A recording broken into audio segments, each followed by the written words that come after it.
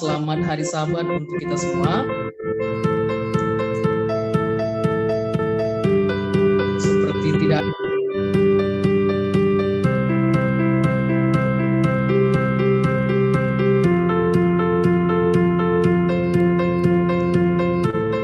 Selamat hari Sabat untuk kita semuanya, teman-teman.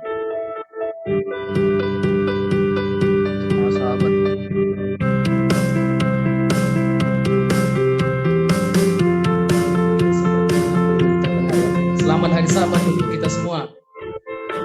Selamat Sabat.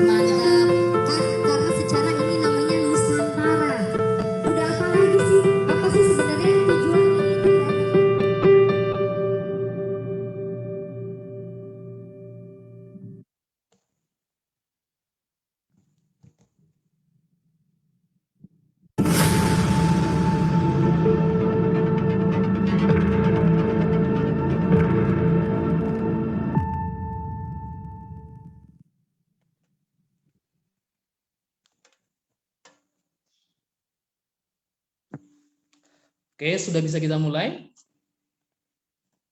Sudah, Kak. Oh iya, aduh, mohon maaf teman-teman ya, ada kesalahan teknis baru pertama, tapi beruntung gak ada yang marah ya.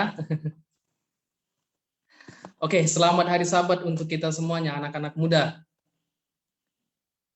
Sama-sama. Sahabat. Selamat sahabat ya. Pertama-tama kita bersyukur Selamat kepada sahabat. Tuhan Selamat sahabat. atas berkat dan penyertaannya selama kurang lebih 1 minggu kita dapat beraktivitas, dan mungkin ada beberapa kegiatan yang sudah kita boleh selesaikan dan ada juga yang mungkin belum, tetapi apapun keadaannya kita harus bersyukur kepada Tuhan. Ya, baiklah, pada diskusi kita pada hari ini saya ditunjuk sebagai moderator dan memimpin jalannya acara ini ya.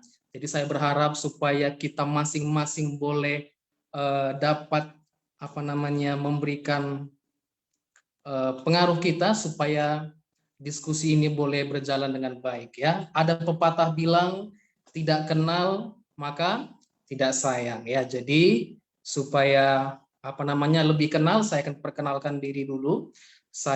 Nama saya Ferdinand Tarigan. Saya seorang pendeta muda melayani di Jawa Tengah di Kabupaten Banjarnegara. Dan saya berasal dari Medan, dari Karo, dan umur 25 tahun, minggu depan 26 tahun ya. Dan saat ini saya akan memimpin diskusi kita, dan masing-masing kita harapkan supaya boleh memegang buku sekolah sahabatnya supaya kita dapat belajar dengan baik ya. Nah, terima kasih juga bagi teman-teman yang sudah hadir pada jam diskusi kita hari ini ya.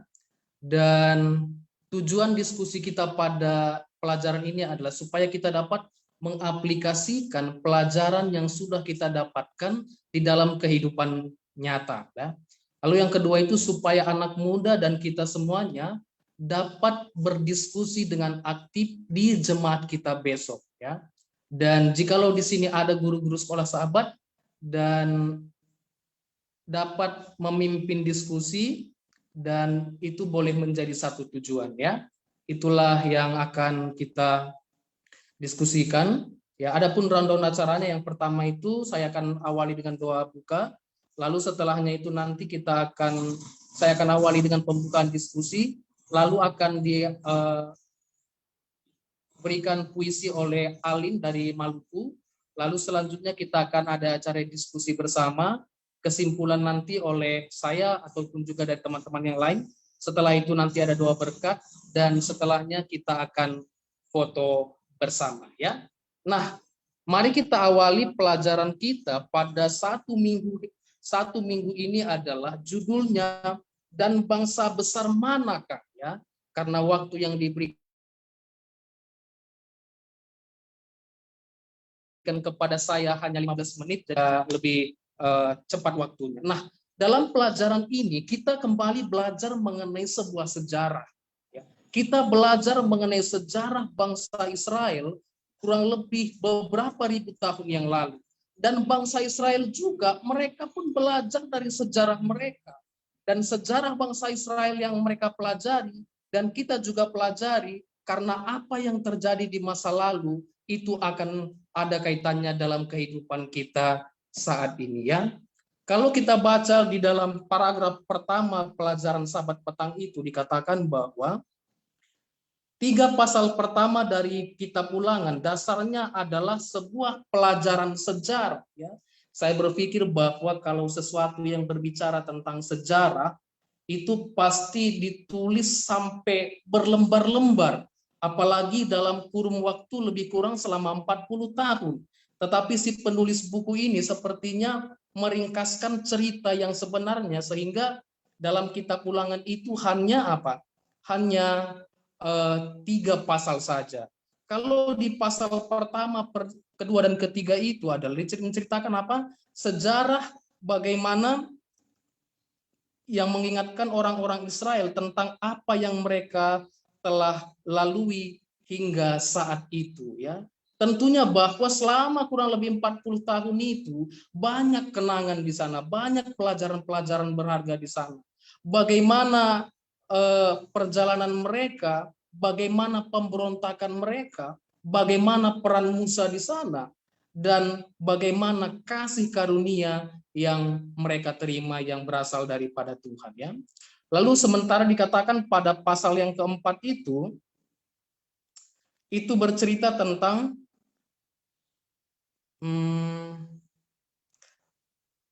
lebih berganti kepada model khotbah ya, dan pengulangan tentang peristiwa dan peristiwa-peristiwa yang mereka rasakan ketika itu. Nah, sebenarnya bangsa Israel ini adalah bangsa yang mempunyai ketetapan dan peraturan yang begitu adil yang Tuhan berikan kepada mereka melalui Musa. Dan tidak ada bangsa di dunia ini yang punya keistimewaan seperti yang dirasakan oleh bangsa Israel. Itu yang saya dapat bawakan mengenai pelajaran pada Sabat petang. Nah, kalau kita lihat dalam pelajaran hari Minggu itu, kalau kita baca di dalam kitab Ulangan pasal 4, di ayatnya yang pertama dan yang kedua itu, ya, Tuhan memberikan amaran khusus kepada mereka, ya, dalam hubungan dengan ketetapan dan peraturannya, dan hal itu haruslah menjadi sesuatu yang menjadi peringatan bagi mereka. Dan juga Tuhan mengatakan kepada mereka untuk menurut sesuai dengan ketetapan dan apa yang Tuhan sudah berikan kepada mereka. Dan tidak mengurangkan atau juga menambahkan hal-hal tersebut. Karena kenapa? Pada dasarnya sesuatu yang Tuhan sudah buat, sesuatu yang Tuhan sudah rangkai, itu sudah Tuhan pertimbangkan dengan banyak hal. Jadi peraturan, baik hukum-hukum yang diberikan oleh Tuhan itu bukan semata-mata seenak dia, tetapi dengan penuh pertimbangan demi kebaikan orang Israel dan juga demi kebaikan kita umat manusia, ya. Karena pada akhirnya akan ada oknum jahat yang berusaha untuk mengubah iota, mengubah hukum itu demi apa? Demi supaya umat manusia itu jauh daripada Tuhan. Kalau kita baca dalam paragraf yang kedua itu, kenapa Tuhan tidak inginkan supaya hukum-hukum itu ditambahi atau diubah? Ya? Karena setan berusaha dengan gigih dan tak kenal lelah dalam upayanya untuk meneruskan pekerjaan yang telah dia mulai di sorga, yaitu untuk mengubah hukum Allah. Dan dia telah berhasil dalam membuat dunia percaya pada teori yang dia paparkan di surga sebelumnya, sebelum kejatuhannya, yakni bahwa hukum Tuhan itu adalah salah. Ya, betapa kejamnya iblis ini, dia berusaha untuk membuat satu pemahaman bahwa hukum-hukum yang Allah telah tuliskan itu adalah ternyata palsu. Ya. Sekalipun Tuhan sudah amarkan kepada mereka supaya tidak terjadi mengubah hukum, menambahi atau menguranginya, kalau kita lihat di paragraf kedua terakhir itu dikatakan bahwa walaupun pada akhirnya ketika orang Ibrani itu ketika tiba di tanah yang dijanjikan bagi mereka, mereka sering mengabaikan amaran-amaran yang diberikan secara langsung. Contohnya, yang berhubungan dengan penyembahan berhala. Dan sebagai hasilnya mereka mengikuti praktik-praktik kekafiran, dan kadang-kadang bahkan hal itu menjadi bagian dari penyembahan mereka yang seharusnya ditujukan kepada Yahweh. Ya. Dan pada zaman Yesus mereka telah menambahkan bermacam-macam tradisi manusia, seperti yang Yesus sendiri katakan, yang membuat perintah Allah itu pada akhirnya diabaikan. Ya, itu mengawali pelajaran pada hari Minggu. Nah, sekarang kita beralih kepada pelajaran hari Senin. Judulnya ialah Baal Peor. Ya, apa sih itu Baal Peor?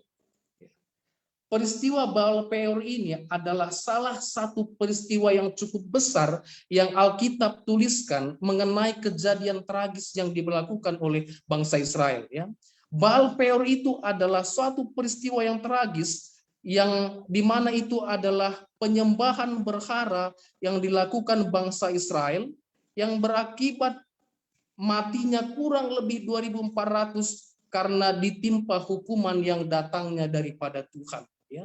Jadi kalau sesuatu yang sudah tidak sudah berlawanan dengan Tuhan, sudah menentang Tuhan, Tuhan tidak segan-segan untuk membinasakan mereka. Ya, jadi kalau seandainya bangsa Israel mengatakan bahwa Tuhan itu kejam, ya, tetapi ya segala sesuatu ada aturan yang harus dipenuhi, ya. Sebenarnya Allah mau, Tuhan mau supaya orang-orang Israel ini boleh menjadi saksi bagi sekeliling mereka, mengingat akan mereka adalah bangsa yang Tuhan pilih, umat pilihan Tuhan. Tuhan menaruh harapan yang besar supaya orang-orang Israel di zaman itu boleh menjadi teladan kepada orang-orang di sana, ya. Nah, lalu pada faktanya ialah sebaliknya dengan mengikuti berhala di sekitar mereka, mereka sering jatuh di dalam pemberontakan yang terang-terangan terhadap Allah yang seharusnya mereka wakili di dunia. Pada akhirnya mereka jatuh, ya. Dan juga Israel telah melakukan perzinahan dalam peristiwa Baal Peor ini. Perzinahan di sini bukan hanya masalah rohani, karena pada akhirnya orang Israel juga sudah menyembah Allah Kanaan, tetapi justru diikuti dengan perzinahan secara jasmani juga, ya. Lalu apa yang terjadi berikutnya? Israel mengambil perempuan Amalek itu dan dia bawa ke perkemahan Israel tepat di depan Musa. Dan yang lebih mengerikan adalah dosa perzinahan jasmani ini terjadi bukan hanya di luar perkemahan, tetapi terjadi di perkemahan Israel, ya. Jadi sedikit teman-teman, ada yang DM saya pribadi, saya lupa tadi awali dengan doa buka. Aduh, saya minta maaf sekali lagi, ya. Kita boleh tunduk kepala sekali lagi. Terima kasih teman-teman yang sudah mengingatkan, ya. Nanti kalau ada doa permohonan kita buat di doa penutup saja, nggak apa-apa, ya. Baiklah, kita awali dengan doa. Bapa kami di surga, terima kasih untuk waktu yang Tuhan berikan kepada kami. Kami mohon ampun Tuhan jikalau hamba-Mu mungkin tidak awali diskusi ini dengan doa, tetapi kami akan melanjutkan acara ini. Tuhan pimpin, Tuhan tolong kami supaya kami dapat memahami dengan baik apa yang sudah kami pelajari di waktu-waktu yang lalu, dan biarlah diskusi ini boleh hidup berjalan dengan baik. Kami berdoa dalam nama Yesus. Amin. Oke, boleh kita lanjutkan, ya teman-teman, ya. Nah, dalam cerita itu juga iblis tahu bahwa apa yang sedang terjadi di dalam umat-umat Tuhan di sana, ya. Dalam kondisi tersebut juga lah iblis mengambil kesempatan, mengambil keuntungan dari sifat mereka yang super ceroboh itu, ya. Dengan menggunakan wanita-wanita kafir untuk menggoda para pria atau laki-laki orang-orang Israel yang kerohanian mereka benar-benar merosot, ya. Yang mereka tidak lagi dipimpin oleh Roh Kudus dan membiarkan diri mereka benar-benar tergoda oleh dosa itu, ya. Lalu pada pelajaran hari Selasa ini dikatakan bahwa berpaut pada Tuhan Allah.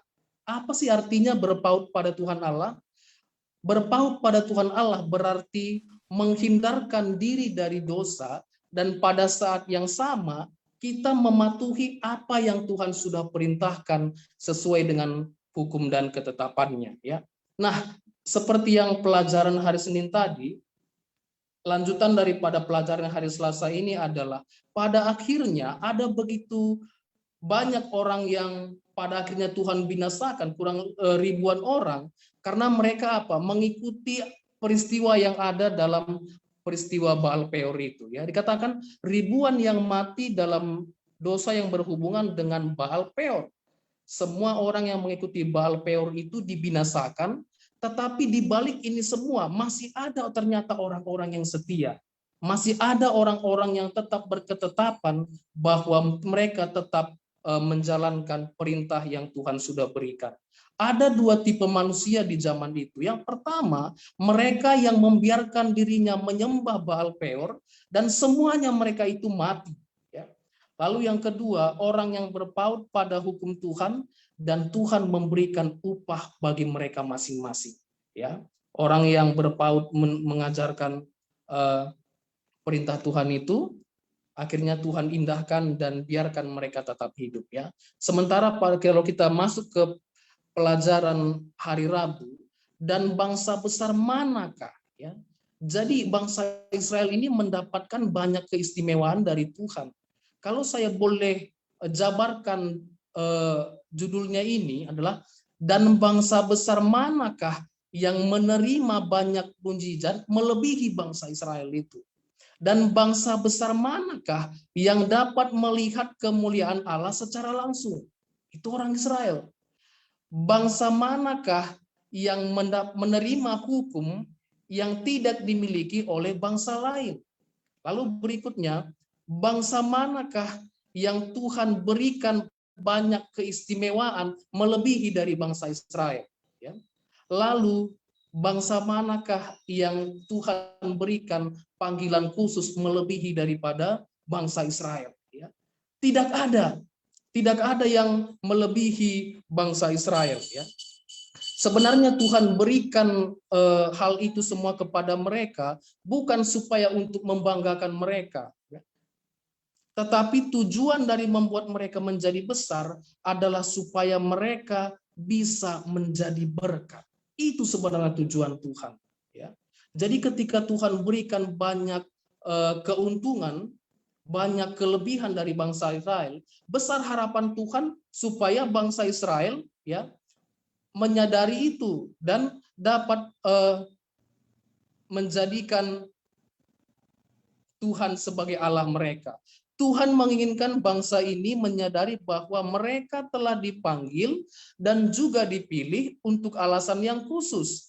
Karena mereka adalah bangsa yang besar, sama seperti yang Allah katakan kepada Abram tepat pada saat panggilan pertama ketika keluar dari tanah Kasdim, bahwa aku akan membuat engkau menjadi bangsa yang besar. Ya. Tetapi pada akhirnya sekalipun Tuhan berikan banyak keistimewaan kepada mereka, banyak sekali akhirnya mereka itu mendukakan hati Tuhan. Ya. Tetapi dari cerita yang sudah saya mulai ini kita tahu bahwa kita perlu berada dalam posisi orang yang harus punya integritas. Ya. Di saat sekeliling kita mungkin saja mereka acuh terhadap apa yang Tuhan tuliskan dalam firman-Nya, kita tetap harus punya prinsip bahwa kita mau melakukan apa yang Tuhan mau, bukan melakukan apa yang menurut kita benar. Ya. Sehingga pada akhirnya Tuhan tidak murka kepada kita. Tuhan tidak murka kepada saya, tetapi upah yang saya dapatkan adalah upah yang benar-benar membawa sukacita bagi kehidupan anak-anak Tuhan. Ya, itu mungkin yang saya dapat berikan sebagai pengantar diskusi kita pada Sabat Vesper ini, teman-teman. Ya, pada kesempatan ini sebelum kita akan masuk ke acara diskusi, kita akan terlebih dahulu mendengarkan sebuah puisi yang dibawakan oleh Saudara Alin. Waktu dan tempat kami persilakan.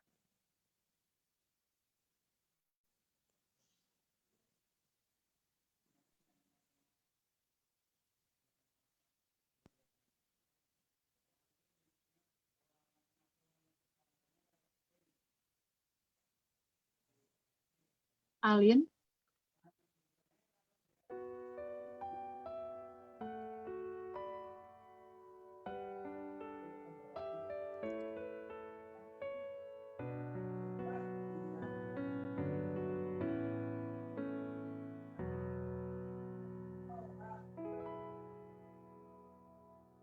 Alinnya nggak ada dari tadi, Kak. Biar aku aja yang baca. Iya, Kak Esther yang baca deh. Udah ada backupnya. Silakan Esther. Oke, Kak. Dan bangsa besar manakah? Apa yang membuat bangsa Israel besar? Apa yang telah dicapainya? Kekuatan politik, Atau tidakkan dalam perang? Tidak. Tak ada ciri itu pada Israel. Pertanyaan retoris besar. Bangsa besar manakah? Puji Israel.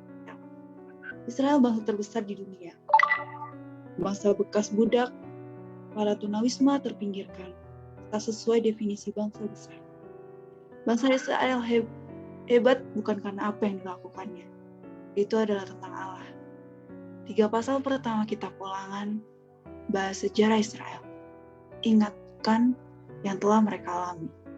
Pasal 4 mulai dengan kata, jadi sekarang. Sebagai pengingat pengalaman hidup mereka.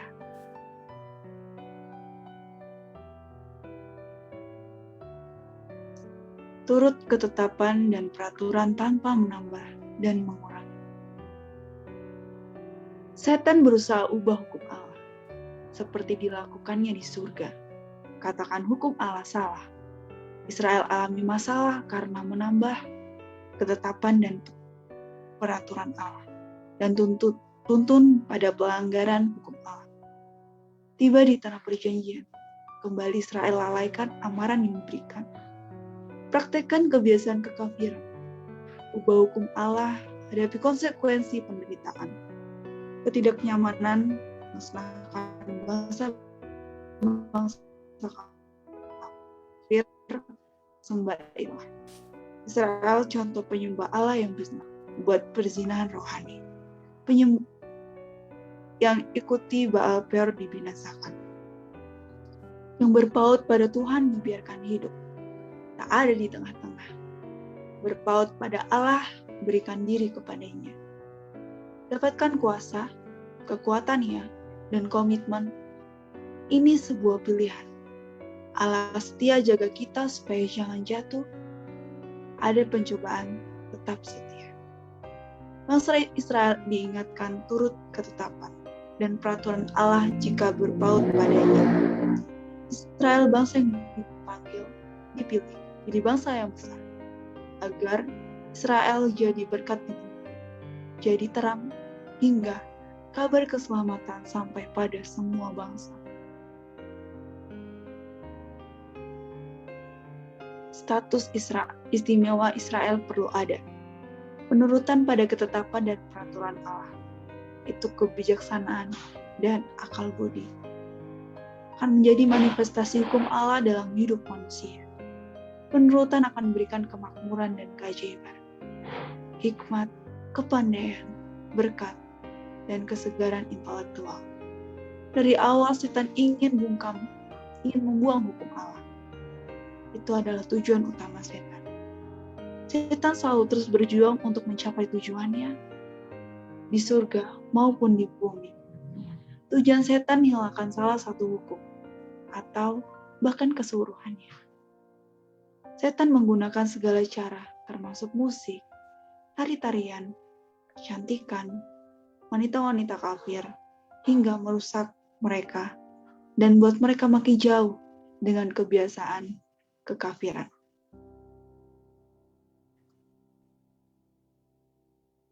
Sangat berbahaya bagi kehidupan rohani kita.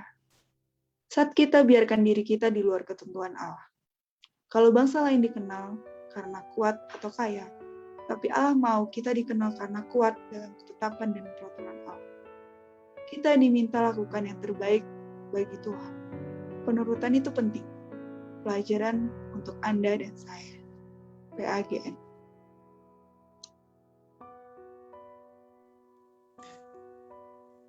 Oke, terima kasih untuk puisinya. Amin. Kiranya itu dapat menjadi berkat bagi kita untuk lebih mematuhi perintah Tuhan, ya.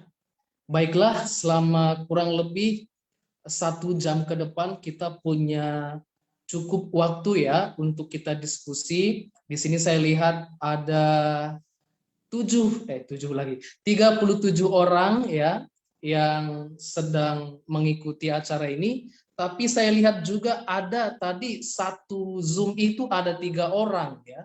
Jadi artinya kita lebih dari 37 orang yang hadir ya. Kalau ada pertanyaan atau mungkin tambahan atau juga mungkin berupa pengalaman ya, sehubungan dengan pelajaran kita ini, kita boleh sharing bersama-sama, dan waktu dan tempat kami persilakan. Tapi kalau boleh teman-teman semuanya open kamera dong, supaya kita lebih akrab ya satu sama lain begitu, oke? Mari kita mulai acara diskusi ini. Ada pertanyaan atau tambahan?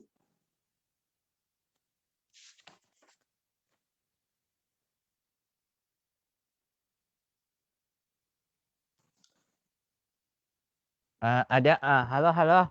Oke, aku langsung ini aja ya, langsung memberikan tambahan banyak. Jadi gini loh, teman-teman, mohon maaf. Ini dapatnya dari manapun yang kita mau ya. Ini kita belajar loh, kita belajar mengenai apa gitu ya untuk diskusi sekolah sama kita pada malam hari ini. Ini aku intip lagi ya teman-teman. Ini ceritanya gini. Aku paling suka kebijaksanaanmu dan akal budimu. Orang yang bijaksana dan berakal budi. Oke. Orang yang bijaksana dan berakal budi di mata Tuhan yang akan menjadi terang dan berkat. Keselamatan bagi dunia adalah mereka yang setia menurut semua ketetapan dan peraturan Allah. Menjadi terang bukan berarti kita harus melakukan hal yang hebat dengan usaha dan biaya yang besar. Nah, tetapi ketika menatakan dan memuliakan Bapa di surga melalui kehidupan kita. Jadi, penurutan akan firman Allah adalah dasar dari hikmat yang benar yang menuntut pada kehidupan yang lebih baik dan menangkupkan kita menjadi terang bagi dunia. Hanya orang yang mengasihi Tuhan dengan segenap hati, jiwa, dan akal budi yang akan menjadi terang mengasihi sesama. Umat Tuhan yang dikasihi Yesus Kristus, terutama teman-teman yang ada di PAG Nusantara, bahkan dari Sabah Malaysia, apa segala macam termasuk Isoda. Siap-siap ya. Jika kita menginginkan berkat dan menjadi berkat seperti yang Tuhan janjikan, kita harus mengikuti perintahnya.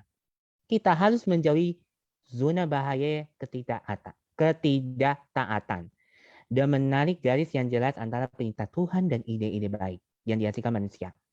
Sehingga kita terhindar dari pelanggaran perintah Tuhan, ya teman-teman. Jika kita memilih berpaut pada Tuhan, maka kekuatan untuk menghadapi godaan akan diberikan pada kita. Dia selalu menyediakan jalan keluar bagi kita. Jadi, teman-teman, tidak ada jalan tengah atau setengah-tengah. Kita hanya dapat mengikuti Tuhan, atau sebaliknya, menjadi musuh Tuhan, menurut seluruh perintah Allah atau menentang perintahnya. Walaupun menabaikan hanya sebagian kecil. Terima kasih, Tuhan memberkati. Oke, terima kasih masukan yang sangat luar biasa dari Bang Yoram Rinaldo ya. Terima kasih Bang Yoram. Dari kakak-kakak dan abang-abang yang ada di sini ya, boleh silakan mau berikan tambahan. Ada Bang Tony di sini, ada Bang Everman ya.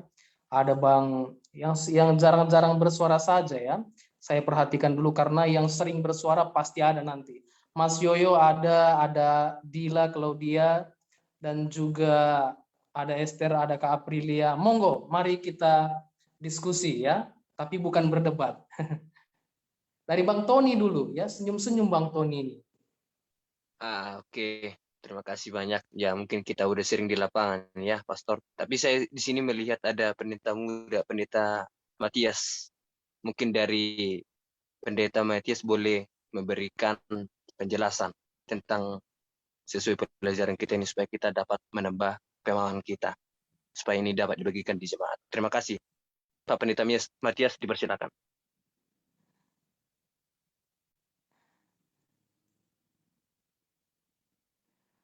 Halo, Oke. Pastor Matias.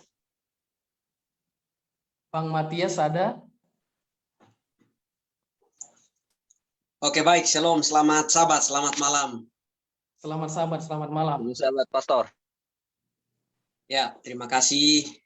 Saya sudah diizinkan boleh bergabung ya di PAGN ya. Iya. Jadi terima kasih ya. Ini pelajaran kita sekolah sahabat kita atau sepanjang 1 minggu ini menarik sekali ya. Nah, mungkin kita mundur sedikit ya. Kenapa Israel disebut dengan dan bangsa besar manakah? Ya. Mungkin sedikit kita kupas sedikit ya. yang membuat bangsa Israel berbeda dengan bangsa lain adalah di zaman itu peraturan-peraturan yang diberikan oleh Tuhan 10 perintah memang sudah ada dijalankan oleh bangsa-bangsa lain. Ya, contohnya seperti di Mesir ya. Mesir sudah ada hukumnya jangan membunuh. Apa buktinya? Buktinya Musa takut lari dari sana karena akan dihukum sesuai dengan hukum di sana. Nah, tetapi yang membuat berbeda dan Israel ini menjadi bangsa yang besar adalah 10 hukum, 10 perintah yang diberikan oleh Allah itu produk sorga. Itu ide Allah. Bahkan Alkitab katakan dengan jari Allah sendiri dia menuliskan 10 hukum. Ya. Jadi boleh jadi sama, tetapi berbeda. Yang satu ide dari Allah, sementara peraturan di Mesir itu adalah ide manusia. Ya, jadi ini dua hal yang berbeda dan membuat bangsa Israel itu berbeda dengan bangsa yang lain. Makanya judulnya, dan bangsa besar manakah? Israel disebut bangsa besar oleh karena Allah yang disembah oleh Israel itu dahsyat. Bayangkan dapat di mana Allah yang besar tinggal bersama-sama dengan umatnya. Dan isu yang kita lihat di sana berbeda, atau bisa kita lihat adalah bangsa yang lain dengan Allah mereka. Dan yang lucunya, bangsa yang lain dengan Allah kafir mereka, Allah mereka tidak bisa buat peraturan seperti Allah Israel. Yang ada mereka yang buat peraturan untuk Allah mereka. Jangan sentuh patung mereka, batu mereka ya. Tapi yang menarik bangsa Israel adalah Allah mereka tinggal di tengah-tengah mereka ya. Itulah kehadiran bait suci sorga. Dan dia juga sendiri membuat peraturan untuk mereka ya. Jadi makanya dikatakan dan bangsa besar manakah. Lalu yang kedua yang saya rindu untuk sentuh adalah pelajaran dari Baal Peor ya. Saya tidak katakan penerjemah sekolah sahabat atau pembuat sekolah sahabat salah. Tapi saya mau katakan bahwa sebenarnya dosa pertama itu bukan dosa fisik. Dosa pertama atau perzinahan pertama itu dimulai ketika hubungan seseorang dengan Tuhan bermasalah. Jadi masalah sosial itu terjadi kalau masalah rohani seseorang bermasalah dengan Tuhan. Ya. Jadi kita harus koreksi penulis sekolah sahabat ini. Betul di sana dikatakan bahwa dosa fisik menuntun kepada perzinahan fisik menuntun kepada perzinahan rohani. Tapi coba bayangkan, saya ambil contoh yang fakta ya. Adam dan Hawa itu makan buah itu, sebenarnya dosa pertama itu dimulai dari pikiran. Dan untuk membuktikan apa yang dalam pikiran muncul dengan mereka memakan buah. Jadi saya mau katakan bahwa dosa sosial atau perzinahan secara fisik terjadi ketika hubungan saya dengan Tuhan bermasalah.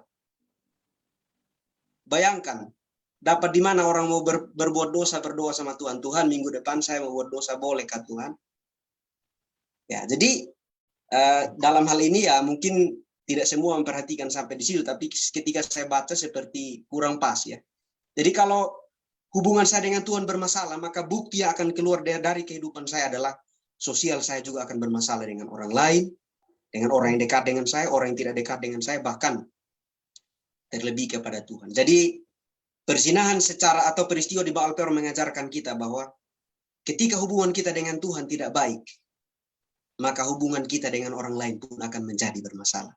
Bangsa Israel pada saat itu hubungannya dengan Tuhan tidak baik, makanya mereka berzina dengan ilah lain. Setelah itu dituntun kepada berzina secara fisik, bukti nyata. Ya, jadi mungkin itu yang saya rindu tambahkan dari pelajaran sekolah sahabat kita sepanjang 1 minggu ini. Mohon maaf jika ada kata-kata yang kurang berkenan, Tuhan memberkati. Iya, Amin. luar biasa sekali dari Bang Matias, Pak Pendeta Matias ya. Betapa pentingnya setiap hari kita harus pupuk hubungan dengan Tuhan.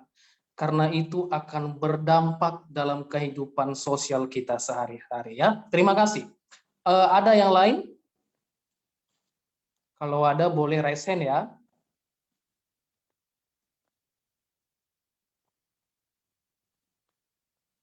Pertanyaan atau tambahan teman-teman, abang-abang sekalian? Ini di sini ada Kak Kevin, Cepin Luhur.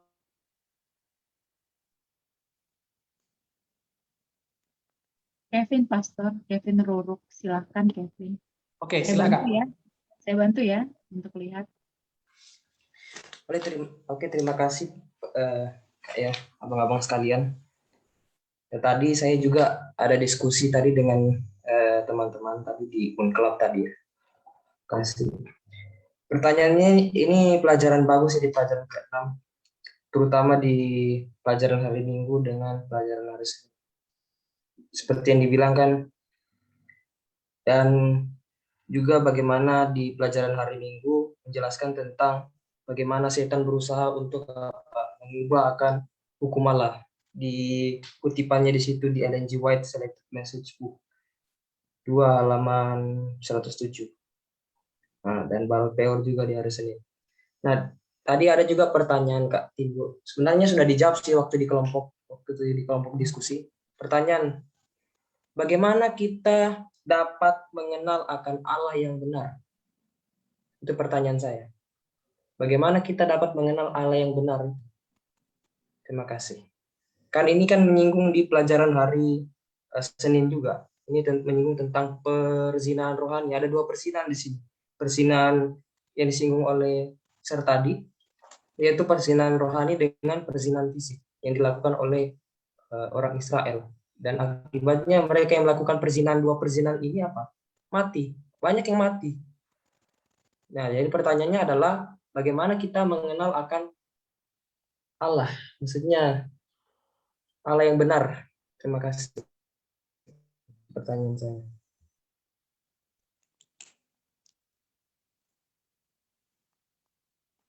Oke, pertanyaannya sederhana ya, tetapi penting untuk kita ketahui ya, teman-teman. Ada yang boleh berikan tanggapan bagaimana cara kita dapat mengenal Allah yang benar? Seperti apa supaya kita dapat memastikan bahwa itu Allah yang benar?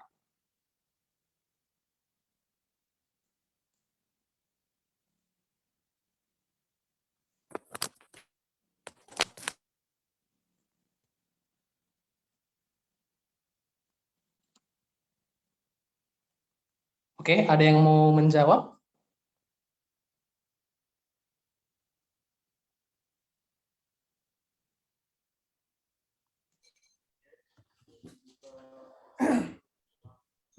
Biasanya kalau orang belajarnya dari negatif ya, saya perlu perhatikan.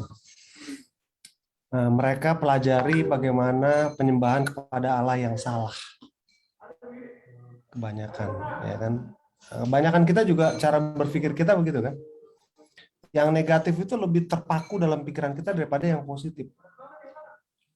Makanya sebetulnya cara yang salah. Kalau orang di bank, mereka untuk memeriksa sebuah uang lembar kertas itu, ya,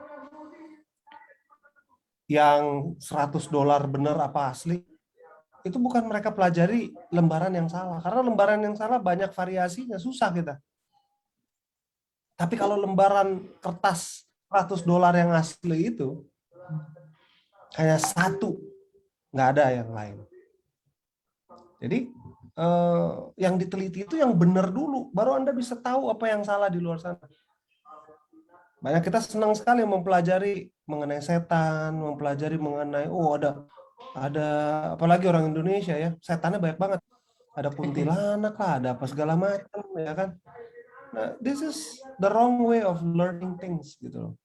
Saya mau tekankan kepada kita bagaimana mempelajari Allah yang benar itu adalah hanya satu. Firman Tuhan ada di hatiku. Ini dia, hanya ini. Hanya ini, di sini kita temukan Allah yang benar. Kalau Anda tidak baca, maka Anda tidak akan pernah temukan. Dan jangan berharap kalau Anda hanya komunikasi satu arah, Anda punya hubungan. Tidak bisa. Komunikasi itu harus 2 arah. Tuhan juga harus berbicara kepada Anda. Melalui apa? Melalui firman-Nya. Ada tertulis. Yesus sendiri aja selalu katakan ada tertulis. Kenapa? Karena dia tahu bagaimana Tuhannya. Dari cuma termakan aja, mau ubah batu jadi roti aja, dia katakan ada tertulis manusia tidak hidup dari roti saja, melainkan dari setiap firman yang keluar dari mulut Allah. Matius 4 ayat 4. Itulah gambaran yang harusnya kita miliki dari Allah yang benar. Allah yang benar adalah yang seperti dikatakan di dalam pelajaran kita Ulangan 4 ayat yang ke-7. Tidak ada Allah yang seperti kita ini yang begitu dekat dengan umatnya. Tidak ada. Anda tidak akan pernah temukan Allah lain yang begitu dekat dengan umatnya. Tiap hari Anda diampuni. Bikin salah lagi besok, diampuni lagi. Kalau Anda belum mengasihi Allah ini, saya nggak ngerti apa lagi yang bisa diberikan. Karena dia sudah mati bagi Anda. Kira-kira demikian. Oke, terima kasih Tuhan masukannya, memberkati. Bang Edmund ya, terima kasih ya, luar biasa sekali ya. Ada masukan dari lain teman-teman? Ada Pendeta Wanfor di sini, ada Bang Halo, Surya. halo. Mungkin aku kasih tambahan mengenai Allah yang benar. Ini sih percaya diri atau tidak tahu diri terhadap Allah yang benar.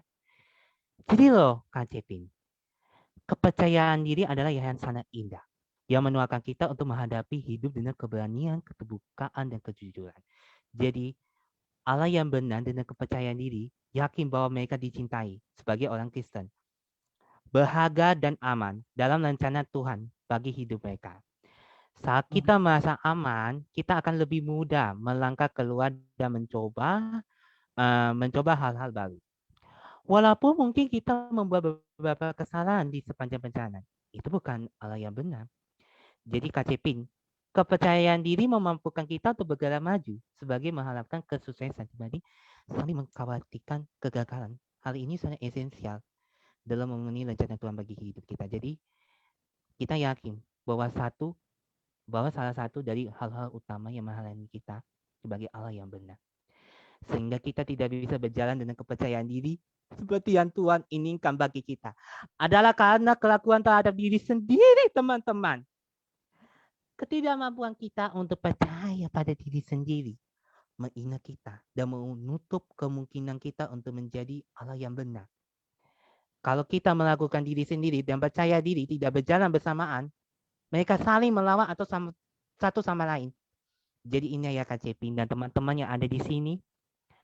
Karena itu kita harus mengidentifikasi akar dari kelakuan terhadap diri sendiri ini dan mengerti bagaimana mengembangkan kepercayaan diri kita di dalam Kristus. Teman-teman, ini sangat hebat. Ingat bahwa Tuhan tidak dapat menjawab doa dari seseorang yang mendua hati karena dia tidak stabil dalam segala jalannya. Keraguan terhadap diri sendiri dapat menyebabkan kita kembali ke belakang dan bersembunyi kalau tidak memiliki Allah yang benar. Daripada bergerak maju ke arah yang Tuhan tujukan bagi kita, kembali ke belakang merupakan tindakan dan respon terhadap rasa takut. Tuhan akan memberikan respon ketika kita bertindak dalam iman, bukan dalam ketakutan. Terima kasih. Oke, Tuhan memberkati. terima kasih Bang Yoram ya. Jadi semoga jawaban dari dua hamba Tuhan ini dapat menjawab pertanyaannya ya. Tapi yang mau saya bagikan sedikit adalah pengenalan akan Allah itu tidak cukup hanya kita belajar saja, tetapi kita harus dapat rasakan. Kita harus memiliki hubungan yang nyata dengan Allah itu ya. Karena pengenalan akan Allah itu bukan saja kita belajar darinya, tetapi kita merasakan kehadirannya. Bagaimana cara kita mengenal seseorang kalau kita sendiri hanya melihat saja, tidak pernah merasakan kehadirannya, merasakan langsung siapa orang tersebut ya. Jadi pengenalan akan Allah itu juga harus kita pelajari, tetapi di sisi yang lain kita juga harus alami sendiri di dalam kehidupan kita sehari-hari ya. Lalu di room chat itu ya ada pertanyaan dari Bang Surya Sianipar, dikatakan bahwa apa yang dimaksud dalam pelajaran hari Senin mempraktikkan hal-hal yang tidak ditentukan dalam hukum Allah menuntun kita kepada pelanggaran. Ini dalam konteks menambah dan mengurangi ketetapan Allah ya. Ini luar biasa sekali ini. Justru hamba Tuhan yang senior memberikan pertanyaan kepada kita ya. Tapi nggak apa-apa supaya diskusinya lebih menarik ya. Ada yang teman-teman yang mungkin mau memberikan tanggapan sehubungan pertanyaan tersebut ya. Kalau kurang jelas itu boleh kita baca di kolom chat itu. Monggo.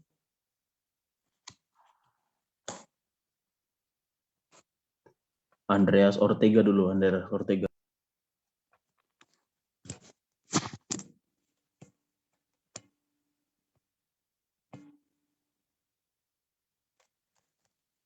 Ada Bang Ortega di sini, Pendeta Ortega. Ini request langsung ya, jadi dari si orang yang bertanya.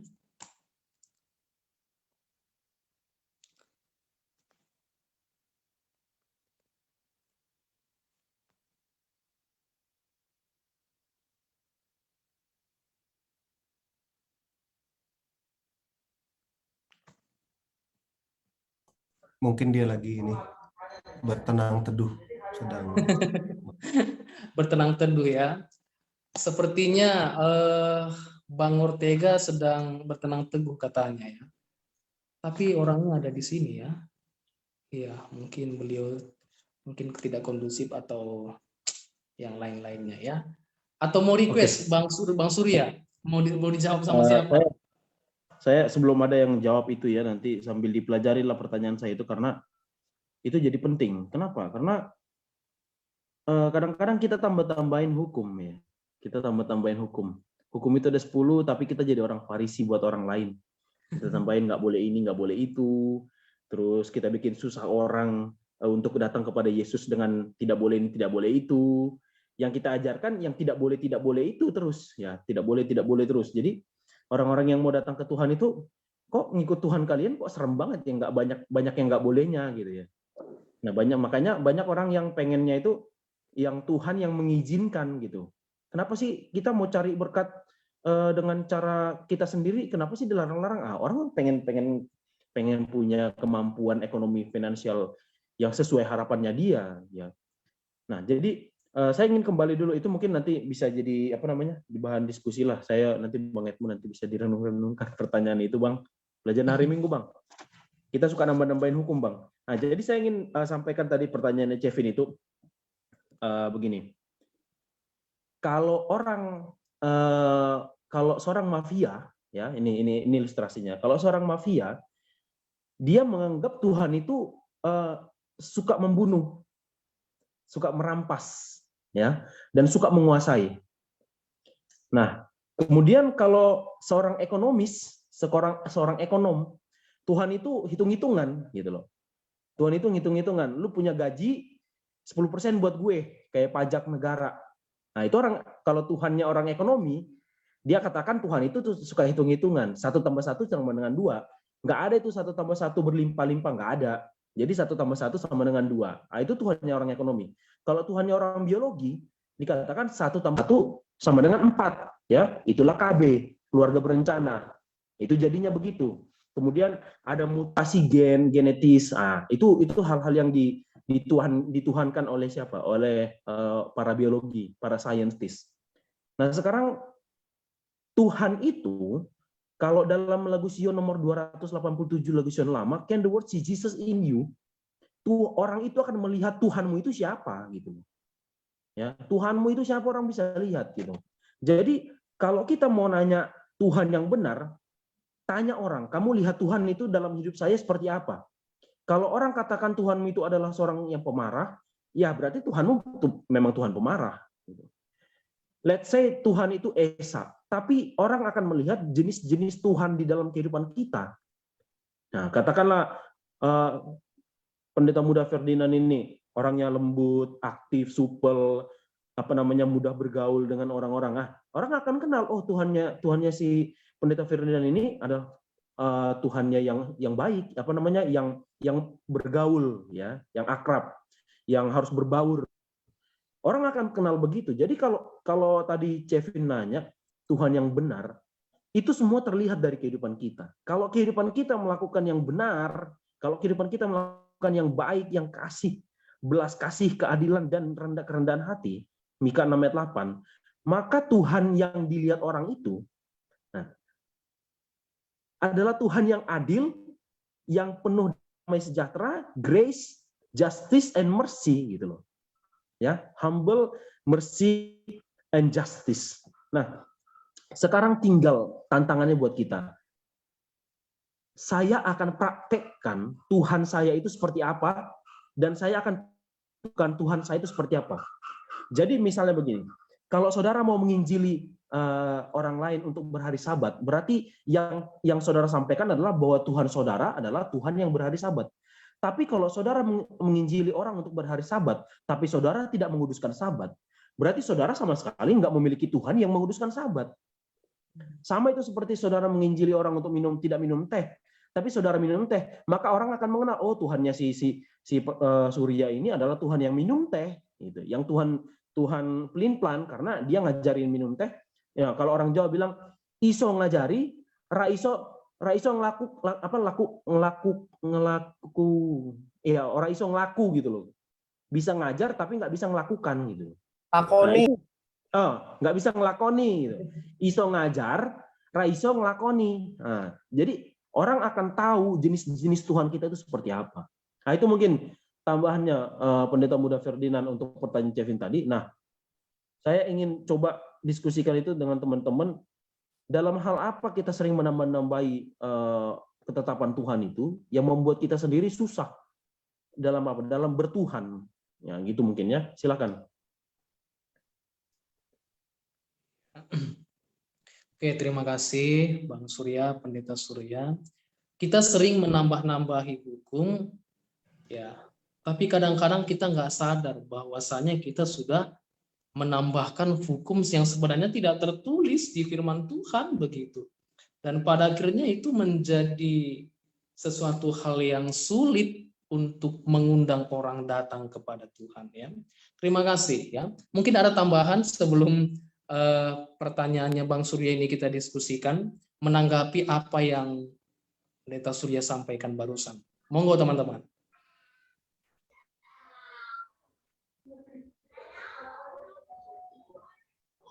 Ya, ini sebetulnya aku mau bertanya dari sini karena mempraktekkan hal-hal yang ditentukan dalam hukum Allah, ya kan?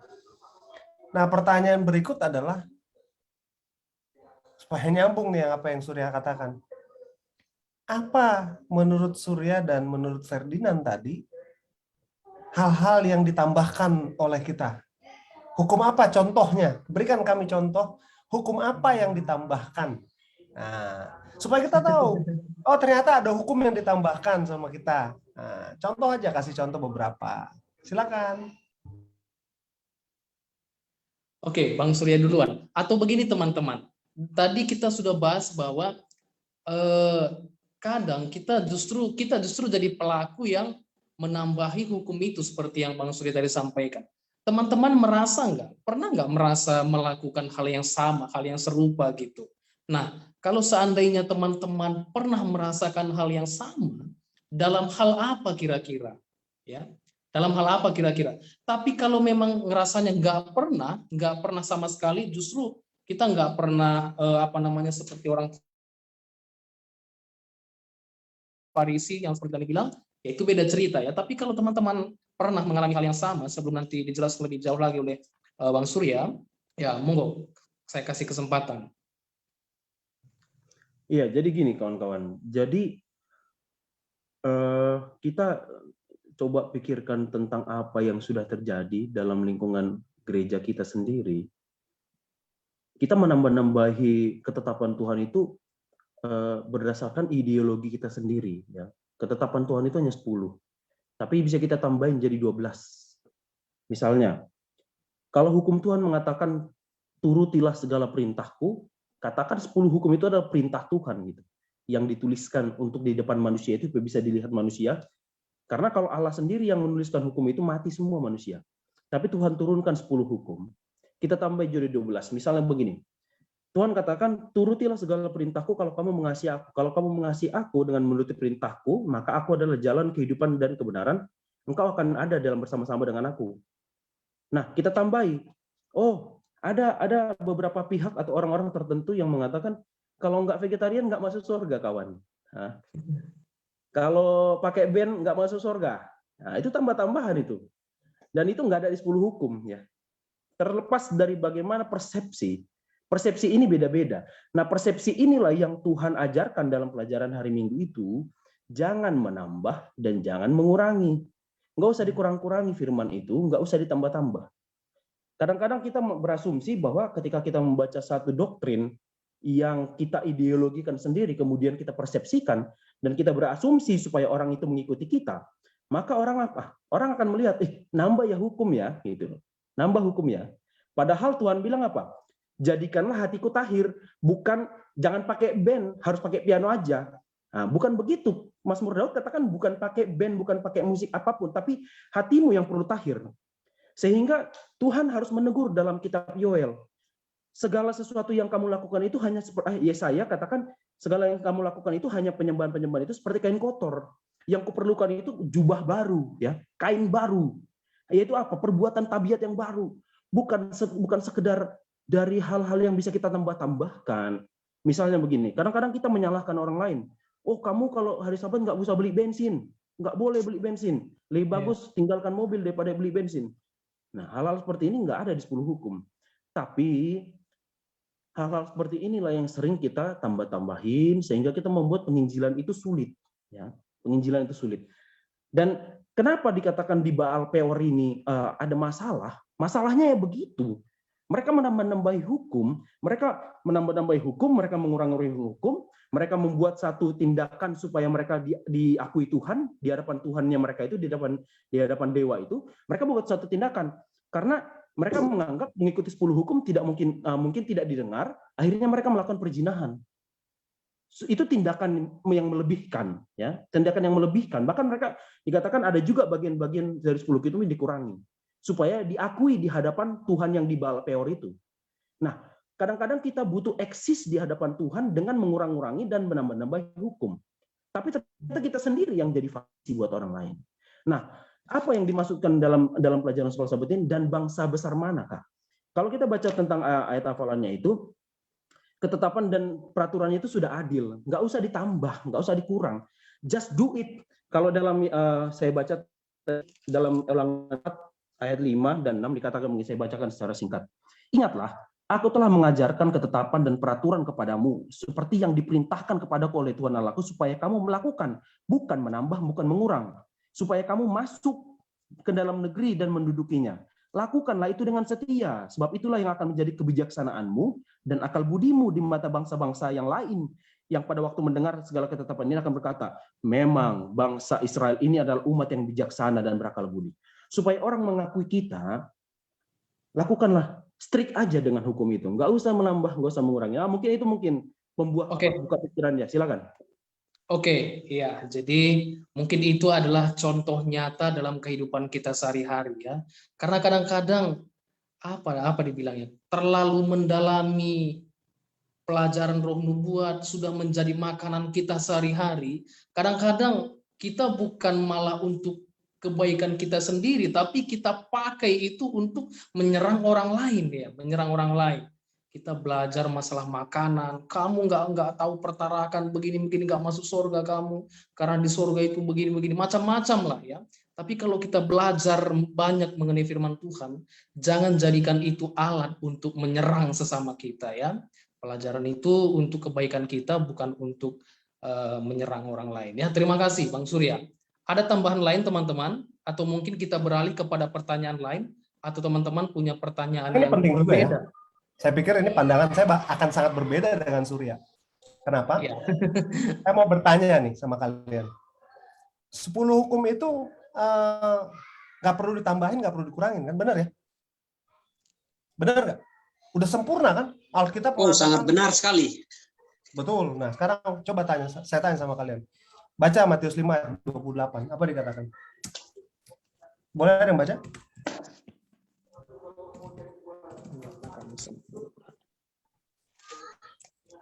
Matius berapa, Bang? Matius 5 ayat 28. Matius 5 ayat 28, firman Tuhan katakan, tetapi aku berkata kepadamu, setiap orang yang memandang perempuan serta menginginkannya sudah berzina dengan dia di dalam hatinya. Saya mau tanya sama kalian. Loh, katanya nggak boleh ditambah-tambah. Lalu apa yang Yesus lakukan ini?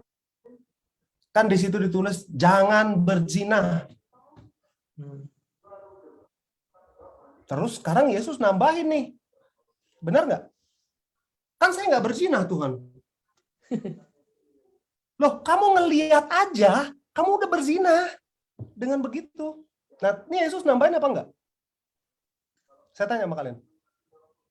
Karena ya ini terkait musik, makanan, karena Alkitab mengatakan dalam 1 Korintus 10 ayat 31 dikatakan baik kita makan atau kita minum, lakukanlah untuk kemuliaan Tuhan. Jadi kalau Anda tidak lakukan itu untuk kemuliaan Tuhan, jangan dimakan.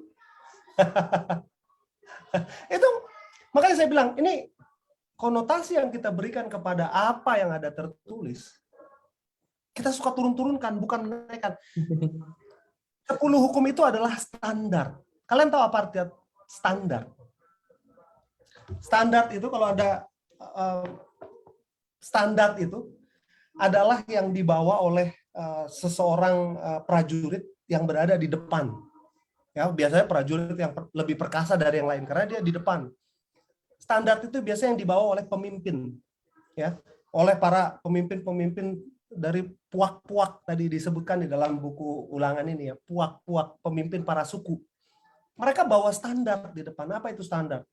Standar itu adalah satu banner, satu lambang daripada bendera mereka gitu.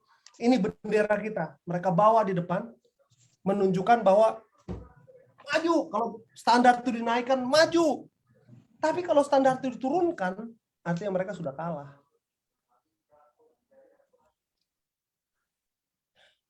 Jadi kita harus berpikir dengan normal ya. Kalau di dalam 10 hukum itu sudah sempurna sebetulnya semua. Pada saat kita mengasihi Tuhan Allah kita dengan segenap hati kita, dengan segenap pikiran kita. Lalu kenapa kita harus permasalahkan musik? Saya bingung.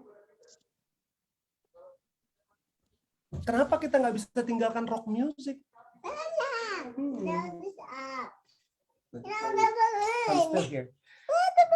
Jadi, sorry. Yeah. So that's the most important thing ya bagi kita untuk mengerti sendiri gitu loh. Kalau standar itu adalah 10 hukum, maka Alkitab dengan jelas Yesus pun meninggikan standar itu. Dia tidak menurunkan standar itu. Karena dengan meninggikan, lihat yang dia lakukan. Bahkan melihat wanita dengan cara yang salah aja, dia sudah berzina. Itu artinya meninggikan standar atau menurunkan standar? Meninggikan. Jadi kalau Alkitab katakan, baik engkau makan, baik engkau minum, lakukanlah untuk kemuliaan Tuhan. Ada nggak makanan dan minuman yang tidak memuliakan Tuhan? Kalau itu membuat Anda stroke, memuliakan Tuhan. Kalau itu membuat Anda tidak menghormati, itu ada hukum-hukum lagi. Dari 10 hukum ada hukum-hukum lagi tuh. Kenapa ada hukum di imamat itu nggak boleh makan babi, anjing, dan segala macamnya? Loh, Tuhan ini nambah-nambahin 10 hukum. 10 hukum itu nggak lengkap berarti. Loh, makanya 10 hukum itu adalah standar. Standar itu ditinggikan. Maka kita menang. Pada saat standar diturunkan, kita sudah pasti kalah. Jadi, gambarannya sederhana di antara bagaimana kita belajar mengenai hukum Tuhan dan bagaimana bilangan pasal yang ke-24, 23, dan ke-24 itu kalau Anda baca. Anda tahu bahwa terjadinya Baal Peor ini, ya nggak apa-apalah. Kita sama-sama berbakti dengan mereka.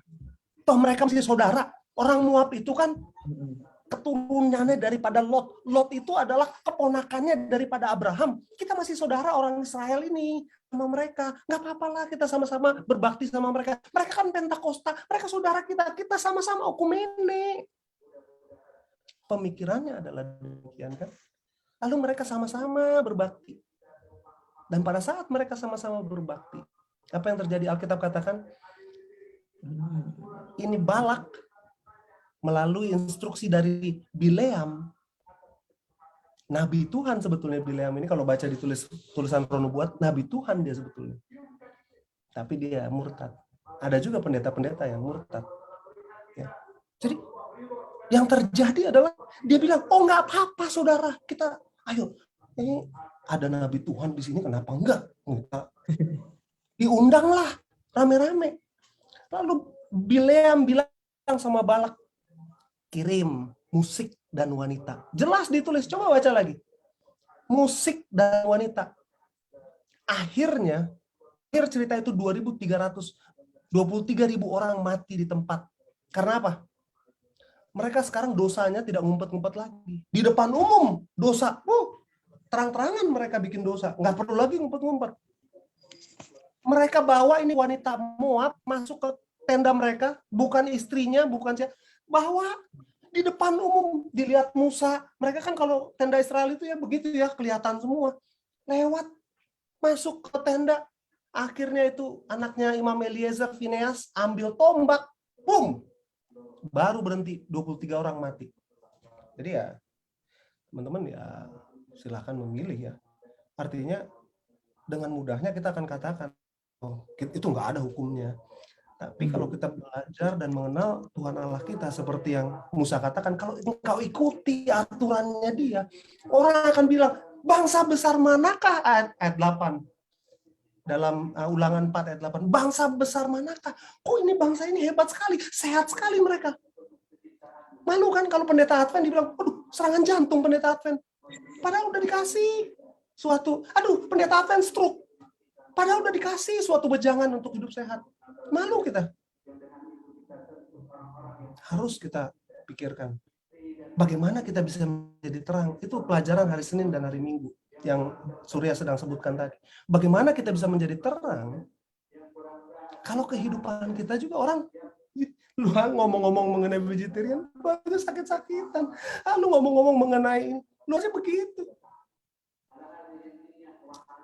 Jadi baik kita makan atau kita minum atau apapun yang kita lakukan, lakukanlah untuk kemuliaan Tuhan. Karena Tuhan memberkati kita dan memberikan kita kebijaksanaan dalam perenungan kita mengenal Dia.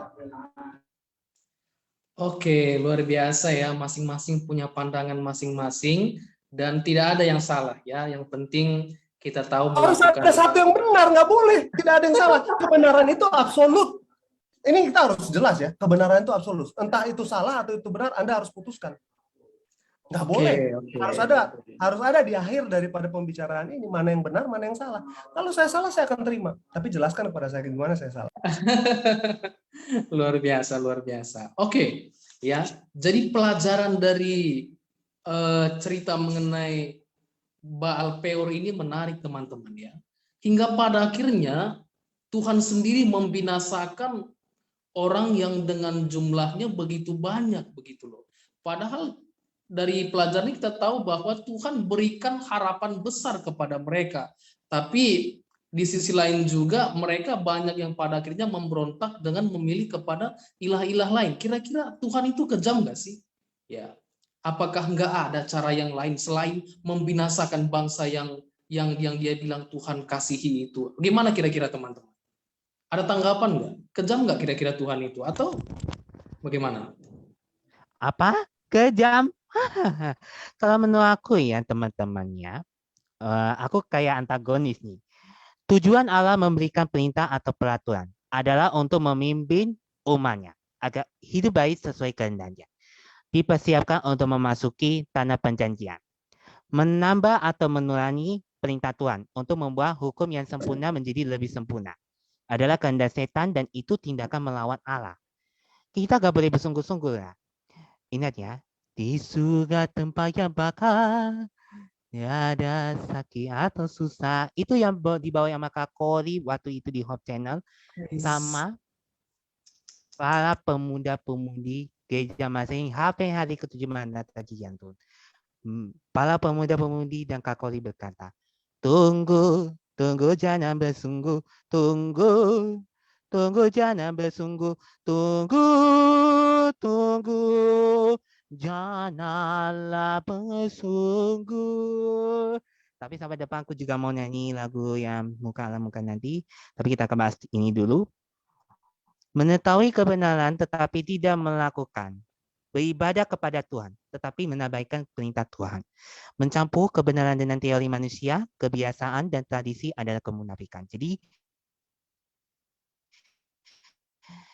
ini sama loh kayak Bileam. Yang hukum yaitu perzinaan. Benar yang dikatakan Mbak Emu tadi, jangan berzina. Ya hati-hati loh.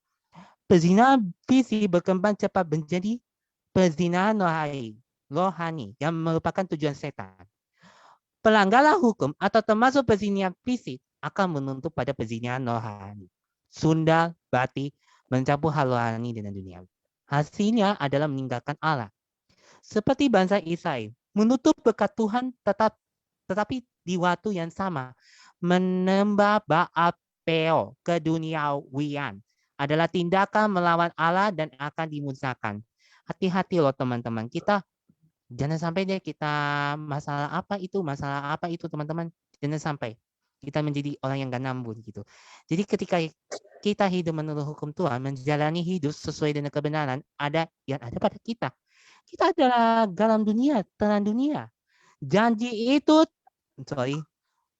itu terus berlanjut sepanjang zaman. Walaupun Israel seringkali jatuh dalam dosa. Tetapi Tuhan pulihkan untuk menjadi terang bagi bangsa-bangsa membawa kabar selama seluruh dunia. Oke, That's 1 why menit lagi Bang Yoram. Israel menjadi bangsa yang besar adalah penggenapan janji Allah pada Abraham. Dengan satu tujuan menjadi berkat bagi bangsa dan kaum di muka bumi. Terima kasih. Iya, terima kasih ya atas pencerahannya ya. Jadi ada pertanyaan juga dari Bang Ortega, tapi sebelum ke sana, mungkin ada teman-teman yang mau kasih masukan. Kira-kira Tuhan itu kejam nggak sih harus memusnahkan mereka semua gitu? Kenapa di cerita yang lain Tuhan kasih mereka kesempatan yang lain untuk bertobat, tapi orang-orang ini kenapa Tuhan harus musnahkan semua gitu? Musnahkan sebagian begitu. Kori dulu, Kori. Udah senyum-senyum dari Ayo Kak Kori, permintaan adiknya. Adanya. Kenapa nggak dimusnahkan ya? kenapa nggak diampuni? Kenapa harus dimusnahkan aja? Ya, karena Tuhan tahu ya, isi hatinya itu tidak akan bisa bertobat. Tidak akan bisa bertobat. Jadi ya sebagai pelajaran juga buat buat orang-orang di sekitarnya ya. Sama seperti Ananias dan Safira. Kenapa langsung mati? Ya kan? Seperti itulah gambarannya teman-teman. Tuhan tahu itu. Kalau itu menurut saya. Kan ada pendapat lain. Oke, jadi Tuhan tahu isi hati orang ya. Nah, jadi sebenarnya kasus yang lain juga yang tidak kalah ngeri itu ketika Rasul Paulus belum bertobat itu dia bahkan menganiaya umat-umat Tuhan, membunuh bahkan. Tapi Tuhan bisa lakukan dengan sekejap, akhirnya Rasul Paulus itu bisa bertobat gitu loh. Masa sih Tuhan kekurangan kuasa untuk mengubah hati mereka ini semua gitu. Ada tanggapan lain teman-teman?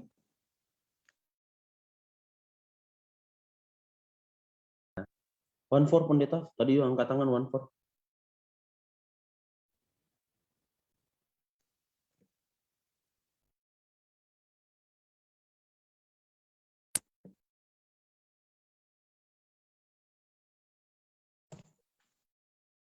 Di sini Kak Tony Di unmute dulu, Bang angkat tangan. Tony angkat tangan. Baik, terima kasih banyak ya. Kalau kita kaitkan dengan hukum dua yang diberikan oleh Tuhan, ya. Jadi hukum yang diberikan oleh Tuhan itu nggak berfungsi lagi sampai sekarang lagi. Ya, hukum yang pertama itu ya itu udah jelas hukum moral. Dan hukum seremonial ini nggak berlaku lagi di gereja kita atau bangsa Israel rohani. Tapi prinsip hukum upacara ini masih ada di dalam negara-negara atau bangsa-bangsa lain. Ya, yang istilahnya gigi diganti gigi, mata diganti mata. Ya, tapi ini sudah tergenapi ketika Yesus mati di kayu salib dan bait suci itu tabirnya itu terbelah. Jadi hukum upacara ini nggak berlaku lagi di dalam bangsa Israel rohani ini. Tetapi kenapa terjadi ini kepada Ananias dan Safira? Ya, Ananias dan Safira itu mereka itu sudah mengetahui kebenaran. Ya, mereka itu sudah mengetahui kebenaran dan mereka itu mendustai Allah. Dan pertanyaannya, Petrus dari mana tahu dia berdusta? Apakah dia mempunyai indera keenam? Enggak. Dia sudah menerima apa? Curahan awal. yaitu adalah hujan awan pada saat itu. Dia menerima kuasa Roh Kudus. Nah, itulah sebabnya ya kalau kita kaitkan dengan Rasul Paulus, dia belum tahu kebenaran sama sekali. Ya, Rasul Paulus belum tahu kebenaran sama sekali, dan itulah sebabnya Tuhan menobatkan dia. Jadi peristiwanya itu, konteksnya itu kita harus tahu dulu apa namanya itu present truth-nya gitu. Jadi kita lihat bagaimana kebenarannya dalam peristiwa itu. Jadi dalam peristiwa Rasul Paulus itu dia belum tahu sama sekali kebenaran. Jadi kalau Ananias dan Safira, ya itu kan posisinya itu membawa persembahan di dalam gereja. Artinya dia sudah tahu kebenaran. Dan Rasul Paulus, ya namanya pun Saulus dahulu kan, ketika dia dipanggil jadi Paulus, dia sudah mengetahui kebenaran. Itu konteksnya. Terima kasih. Tuhan memberkati. Oke, terima kasih Bang Tony ya. Jadi waktu kita tinggal sekitar 5 menit lagi teman-teman, abang-abang sekalian. Tapi ada tadi sebuah pertanyaan dari Bang Ortega, tapi sepertinya lebih baik Bang Ortega ngomong langsung deh ya. Buka kameranya terus ngomong langsung gitu kira-kira Bang. Apalagi kan cukup panjang itu pertanyaan. Gimana kira-kira Bang Ortega? Sambil nunggu Ortega mungkin Aku ada resen. Oh, udah. Oke. tes. Iya, gak usah pakai foto lah ya. Udah pada kenal semuanya sebenarnya. Sebenarnya itu bukan pertanyaan sih, Ferdinand. Itu hanya masukan saja tadi dari pertanyaan Pendeta Surya. Ya, itu udah penjelasan dari saya yang saya chat itu. Itu aja sih tambahannya.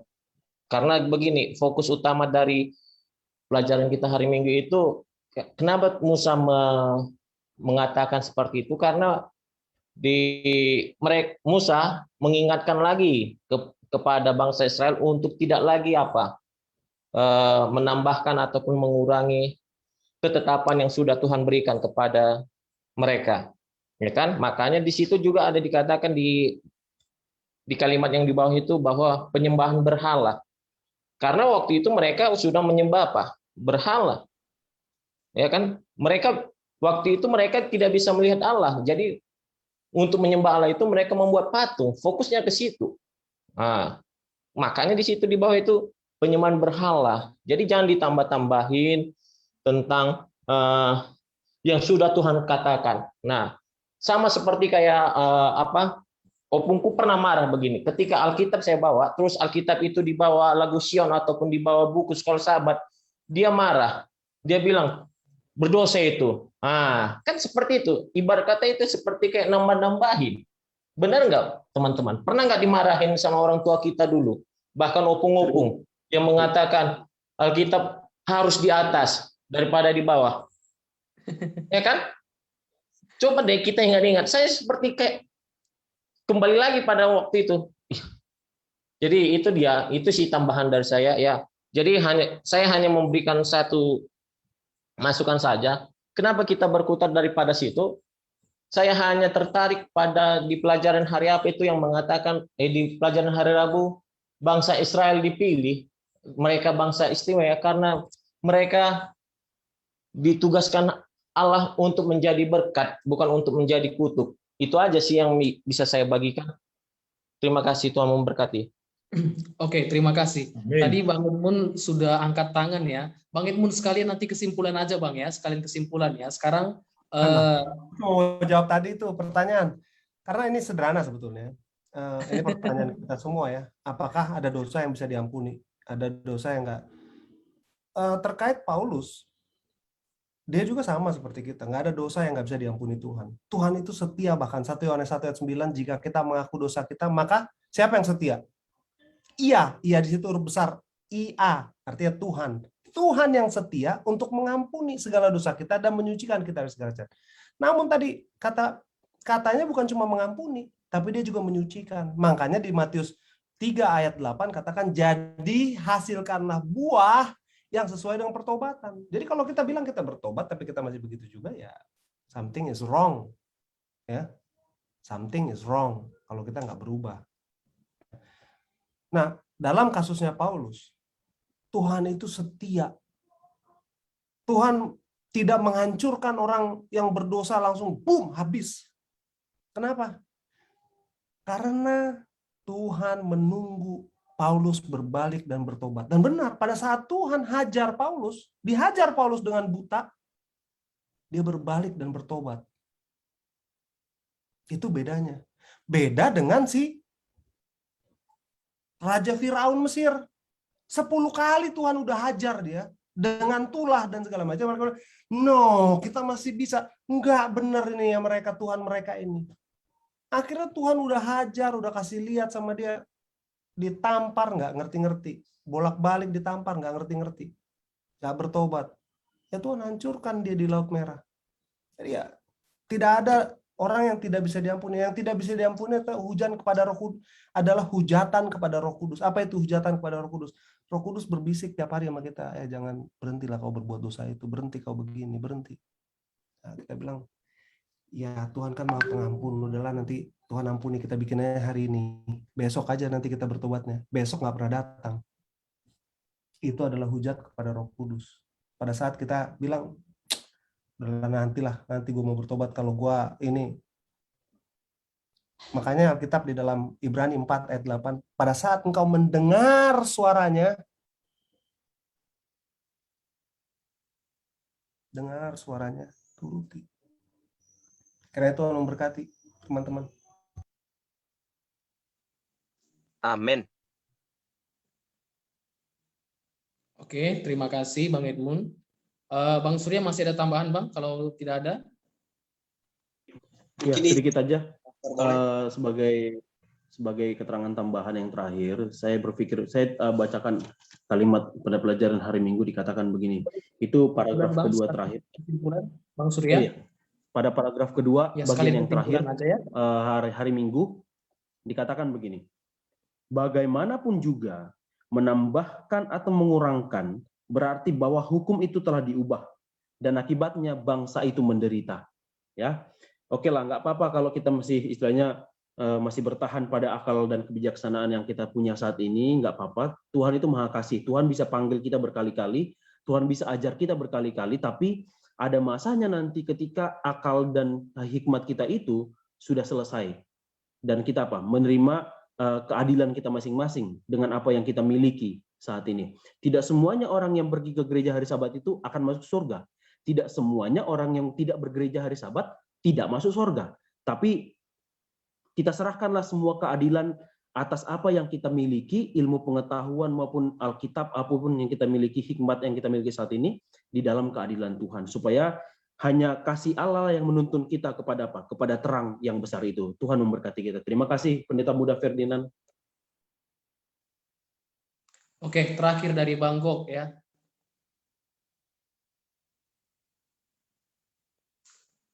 Bang Gok, dipersilakan. Kencang bikin suaramu, Gok. Halo, selamat malam semuanya. Selamat malam. Selamat malam. Kedengaran ya? Ya, kedengaran Bang. Kedengaran ya? Oke, baik. Tadi sempat alot juga ya perbincangan kita tadi ya. Dan juga saya sangat setuju dengan pendapat dari siapa tadi tuh? Bang Edmund ya, Bang. Terima kasih, Bang ya. Sungguh luar biasa juga penjelasannya dan juga dari pendeta kita, Pendeta Surya. Tapi ada nih yang ingin saya tanggapi nih. Supaya kita bisa menjadi terang dimanapun kita berada ya. Dari beberapa yang kita telah dengar, dari penjelasan teman-teman kita. Pertama, bagaimana cara mengenal Allah yang benar? Ini menurut kesaksian saya pribadi. Saya lahir dari keluarga yang sangat Kristen. Kristen banget. Setiap hari renungan pagi, dididik dengan cara Kristen. Tetapi apakah itu menjadi jaminan buat saya menjadi seorang Kristen yang baik? Jawabannya tentu tidak. Kenapa saya bilang begitu? Untuk menjawab bagaimana cara mengetahui Allah yang benar. Dan saya berpikir, Yesus itu nggak ada. Karena saya belum ada yang saya rasakan dari pengalaman hidup saya secara tabiat ya. Secara tabiat.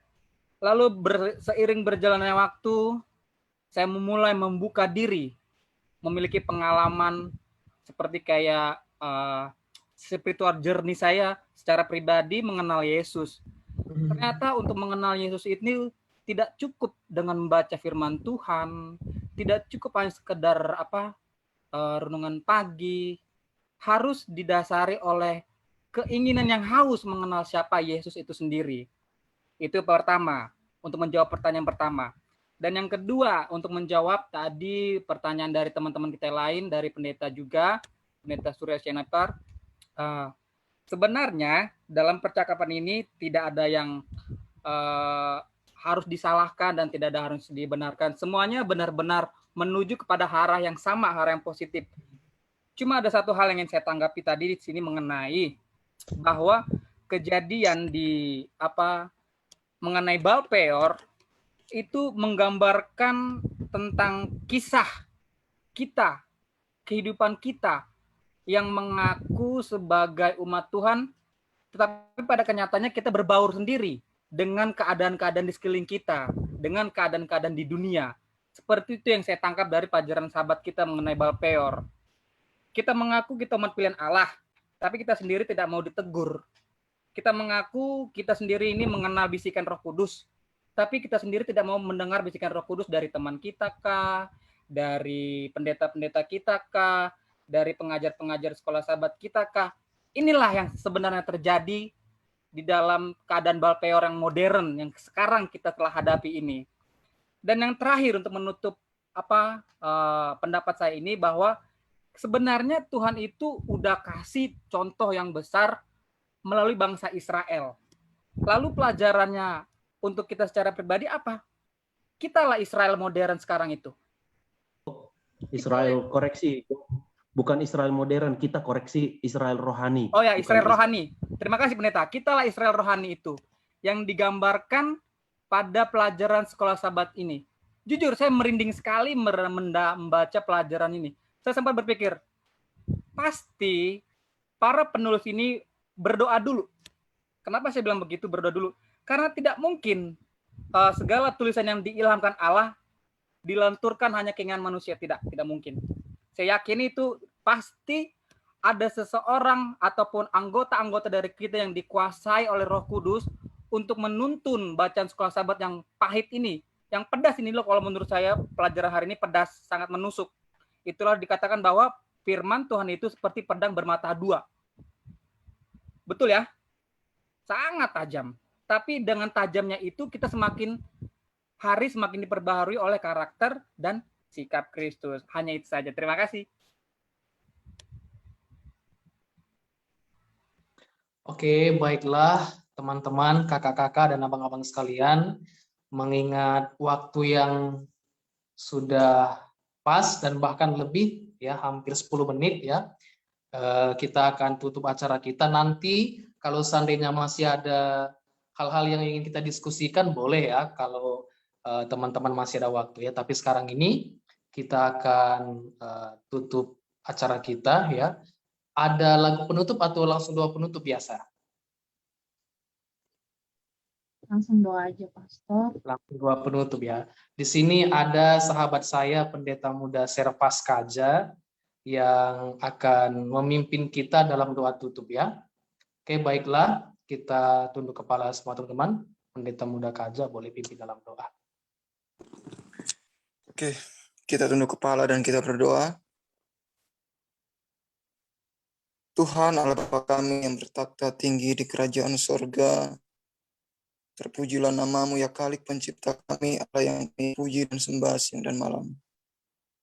Saat ini ya Tuhan, kami datang ke hadirat-Mu bersyukur dan berterima kasih Engkau telah memimpin kami di dalam mempelajari sedikit dari firman-Mu melalui pembelajaran sekolah sahabat ini ya Tuhan. Biarlah dari pelajaran ini, kehidupan kami, cara berperilaku kami, dan cara bertindak kami boleh sesuai dan seturut dengan kehendak-Mu, dan biarlah apa juga yang telah kami pelajari boleh menjadi satu peringatan yang berharga di dalam setiap langkah kehidupan kami. Memberkati kami semua pada saat ini yang hadir ya Tuhan. Biarlah berkat Tuhan senantiasa boleh mengalir di tengah-tengah kami ya Tuhan. Jauhkanlah kami dari segala mara bahaya, penyakit, dan sebagainya ya Tuhan. Sempurnakan doa ini, karena kami berdoa hanya dalam tangan-Mu, Yesus Kristus yang adalah Tuhan dan Juru Selamat kami. Kami sudah berdoa dan mengucapkan amin. Amin. Oke, terima kasih. Kita tiba di penghujung acara. Terima kasih untuk semua yang sudah berpartisipan, baik yang bertanya, memberi masukan, menjawab pertanyaan. Kiranya besok kita boleh berdiskusi dengan baik dengan apa yang kita sudah persiapkan pada malam hari ini ya. Baiklah, kita akan ambil dokumentasi sebelum kita live dari grup. Siapa yang boleh ambil dokumentasi? Bang Edmund bisa, Bang? Oke, boleh. Mari kita semua buka kamera. Iya, semuanya Kita boleh tunjukkan. buka kamera, kasih reaction-nya dong Semua supaya lebih tunjukkan semangat. giginya. Ayo semua tunjukkan giginya. Senyumnya, senyum Pepsodent. 5, 4, 3, 2, 1. Tuhan memberkati. Sekali lagi, sekali lagi. Sekali lagi. 3, 4, 2, 1. Tuhan memberkati. Udah kering gigiku tulang. Kering ya? Terima kasih. Oke, waktu ini kami serahkan kepada pengurus PAG Nusantara. Ada Bang Arfan, ada? Oke, baik, Pak, sudah terdengar, teman-teman. Oke. Terima kasih untuk Pastor Ferdinand sudah menjadi pemimpin kita pada malam hari ini, dan juga Esther yang tadi sudah menggantikan yang membacakan puisi karena tadi ada masalah di Maluku, lagi mati lampu, jadi akhirnya digantikan oleh Esther Supriyati. Terima kasih, tapi biarlah itu tidak mengurangi sukacita kita ya terhadap firman Tuhan yang kita dapatkan pada malam hari ini, dan biarlah kita bisa melakukannya. Teman-teman, pengumuman pada malam hari ini, hari Minggu ada acara pengembangan diri jam 5 sore waktu Indonesia bagian Barat. Jangan lupa untuk join lagi, dan saat ini bila mana teman-teman juga ingin bergabung di WhatsApp Grup PAG Nusantara, silakan hubungi nomor yang tadi sudah saya tuliskan di kolom chat, dan juga follow terus akun PAG Nusantara di Facebook, Twitter, Instagram, TikTok, dan juga YouTube. Dan acara ini live, teman-teman, bila mana mau diputar-putar lagi, kita bisa putar-putar lagi ya teman-teman.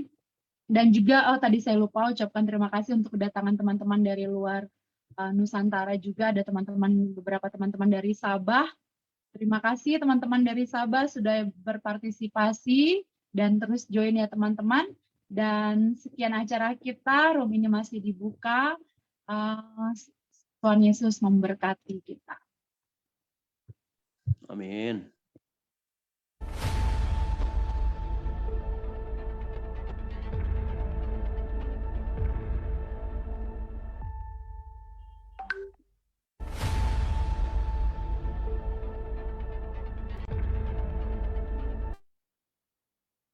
Oke, teman-teman.